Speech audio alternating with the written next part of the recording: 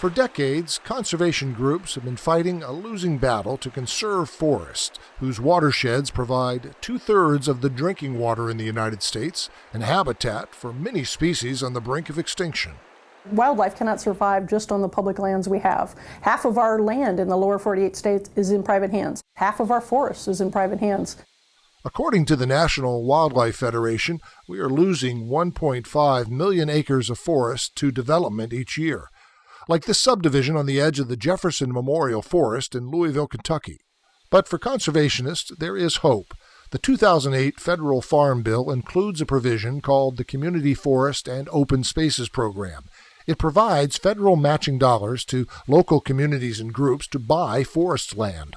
This is an opportunity for us to be at the table with the developers and make the same kind of offers to landowners that developers could make.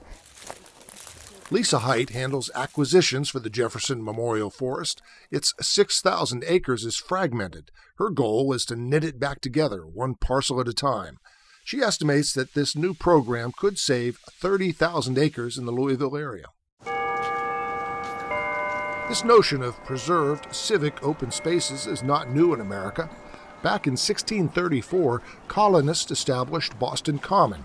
Cattle grazed on its 50 acres, and farmers sold their produce there.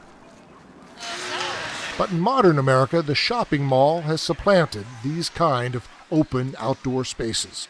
And if we have lost our connection to the great outdoors, the Community Forest Program may help to restore it. We want kids, families, all Americans to have the most access to forests that we can. We think being in a forest is an enriching experience, and putting them in more communities and more places where people can have access to them, it's going to be very good for the country. Jad Daly of the Trust for Public Land lives in Vermont, where more than half the towns own forests. He was the architect of the Community Forest Program. Most community forests are small.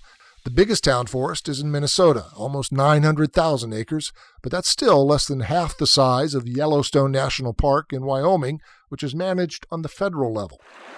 But forest conservation is no longer just a federal job. It's shifting toward saving small forests, close to where people live and work.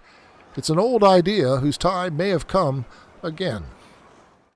For Assignment Earth, this is Bruce Burkhardt.